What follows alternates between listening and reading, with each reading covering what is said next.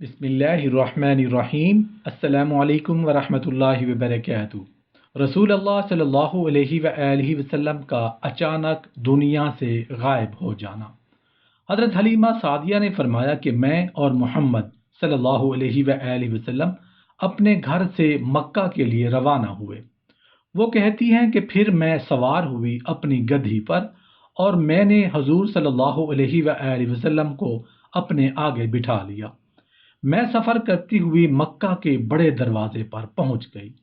وہاں لوگوں کی جماعت موجود تھی۔ میں نے حضور صلی اللہ علیہ وآلہ وسلم کو وہاں اتار دیا تاکہ میں اپنی ضرورت وہاں پوری کر لوں اور اپنا حلیہ درست کر لوں۔ میں نے دیوار گرنے جیسی ایک شدید ہیبت ناک آواز سنی۔ میں نے پلٹ کر دیکھا تو کچھ بھی نہیں تھا۔ حضور صلی اللہ علیہ وآلہ وسلم غائب ہو چکے تھے۔ میں نے چیخنا شروع کر دیا، لوگوں میرا بچہ کہاں ہے؟ لوگوں نے کہا کہ کون سا بچہ؟ میں نے بتایا محمد بن عبداللہ بن عبد المطلب۔ اللہ نے جس کے ذریعے میرے چہرے کو رونق عطا کی، جس کے ذریعہ اللہ نے میرے خاندان کو غنی کر دیا، جس کے ذریعہ اللہ نے میری بھوک کو شکم سیری سے بدل دیا، میں اس کو پالتی رہی۔ جب میں نے اپنی خوشی اس کے ساتھ پالی اور اپنی آرزو پوری ہونے کا وقت آیا تو میں اس کو واپس کرنے لے آئی تھی اور اپنی امان سے خارج کرنے آئی تھی۔ میرے ہاتھ سے میرا بچہ اچک لیا گیا ہے، اسی طرح کہ اس کے قدم ہی زمین پر نہیں لگنے دیے گئے۔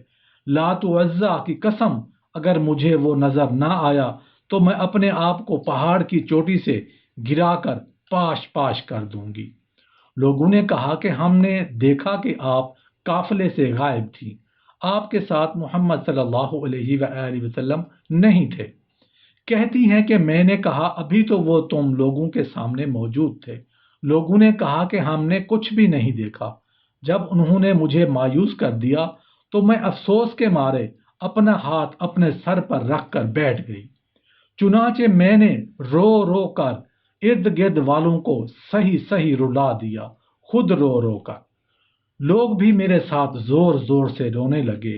میرے غم کی وجہ سے اچانک میرے پاس ایک بوڑھے ضعیف آدمی نے آ کر کہا، جو کہ اپنی لاٹھی کا سہارا لے کر چل رہے تھے۔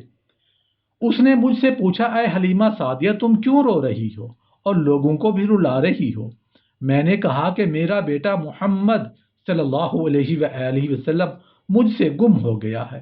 اس نے کہا کہ مت رو، میں تمہیں وہ شخص بتاتا ہوں جو اس کے بارے میں جانتا ہے، اگر وہ چاہے تو تیرے پاس واپس بھی لوٹا سکتا ہے۔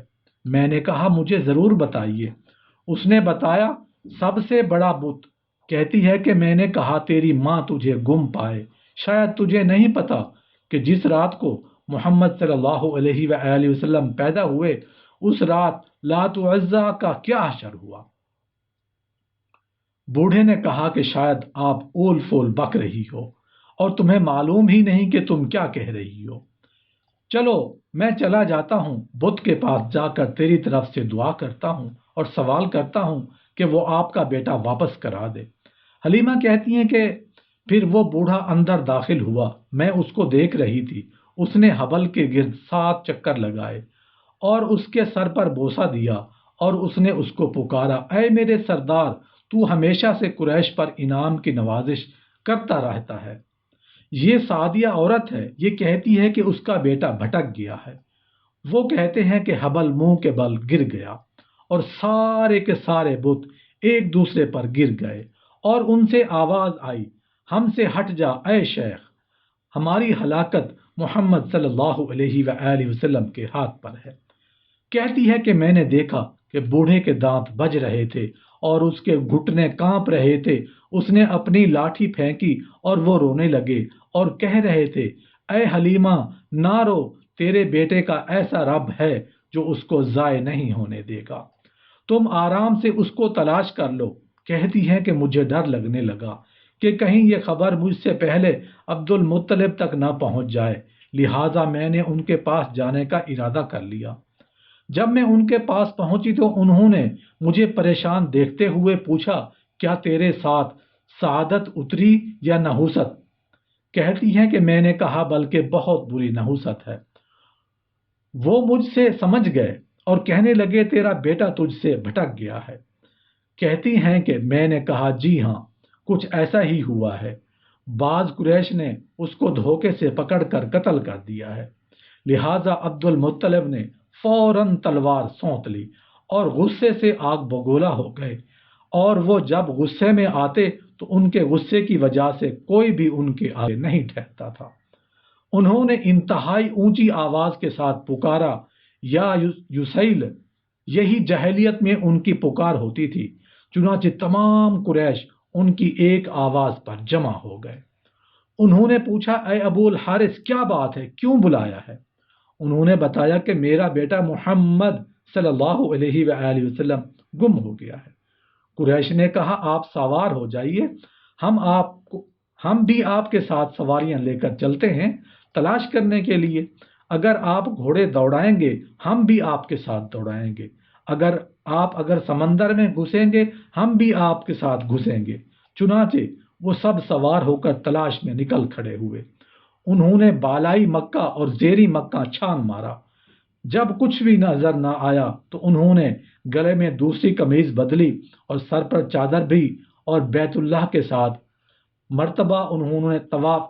سات مرتبہ انہوں نے طواف کیا اور یہ شعر کہا، اے میرے رب، بے شک محمد نہیں مل رہا، لہٰذا میری پوری قوم پریشان ہے۔ اس کے بعد ہم لوگوں نے ایک منادی کرنے والے منادی کو سنا جو فضا کی ہوا میں کہہ رہا تھا، اے قوم قریش کی جماعتوں، مت چیخو، بے شک محمد صلی اللہ علیہ وآلہ وسلم کا ایسا رب ہے جو اس کو بے جار و مددگار نہیں چھوڑے گا اور نہ ہی اس پر ظلم ہونے دے گا۔ عبد المطلب نے جو رب سے کہا، اے حاطف، ہمیں کون اس کے بارے میں بتائے گا؟ کہتے ہیں کہ حاطفوں نے کہا وہ وادی تہامہ میں برکت والے درخت کے پاس بیٹھا ہے۔ چنانچہ عبد المطلب ادھر ہی متوجہ ہو گئے۔ جب کچھ راستہ طے کیا تو ان کا ورقہ بن نوفل ملے، لہٰذا اب وہ دونوں ساتھ ساتھ تلاش کرنے لگے۔ وہ اسی طرح گھوم رہے تھے، کیا دیکھتے ہیں کہ نبی کریم صلی اللہ علیہ وآلہ وسلم ایک درخت تلے کھڑے ان کی ٹہنیاں کھینچ رہے ہیں اور پتوں کے ساتھ کھیل رہے ہیں۔ عبد المطلب نے کہا تم کون ہو اے لڑکے؟ جواب ملا میں محمد بن عبداللہ بن عبد المطلب ہوں۔ عبد المطلب نے کہا میری جان آپ پر قربان، میں آپ کا دادا عبد المطلب ہوں۔ آپ نے انہیں اٹھایا اور سینے سے لگایا اور ان کو بوسہ دیا اور ان کو سینے سے لگایا، اور اگلے لمحے وہ اپنے جذبات پر قابو نہ رکھ سکے اور رونے لگے۔ پھر انہوں نے حضور صلی اللہ علیہ وآلہ وسلم کو اپنے گھوڑے کی ذہن پر سوار کر لیا اور مکے میں لے آئے۔ سب لوگ بھی مطمئن ہو گئے اور قریش بھی مطمئن ہو گئے۔ اس خوشی میں عبد المطلب نے 20 اونٹ ذبح کیے اور بکریاں اور گائے ذبح کر کے لوگوں کو کھلایا اور تمام اہل مکہ کو کھانا کھلایا۔ حلیمہ کہتی ہیں کہ میں نے عبد المطلب کو ایک ایک کر کے ساری باتیں بتا دی۔ پھر انہوں نے ان کو سینے سے لگایا اور رونے لگے اور فرمایا اے حلیمہ، میرے اس بیٹے کی بڑی شان ہوگی، میں یہی پسند کرتا ہوں کہ میں بھی اس زمانے کو پالوں۔ حلیمہ کہتی ہیں کہ پھر عبد المطلب نے میرا سامان تیار کروایا اور احسن طریقے سے مجھے دیا اور احسن طریقہ پر روانہ کیا۔ میں اپنے گھر لوٹ آئی تو دنیا کی ہر خیر میرے پاس تھی۔ مجھے انہوں نے اس قدر دیا کہ میں اس عطیہ کی حقیقت بیان نہیں کر سکتی۔ اس طرح محمد صلی اللہ علیہ وآلہ وسلم اپنے دادا کے پاس رہنے لگے۔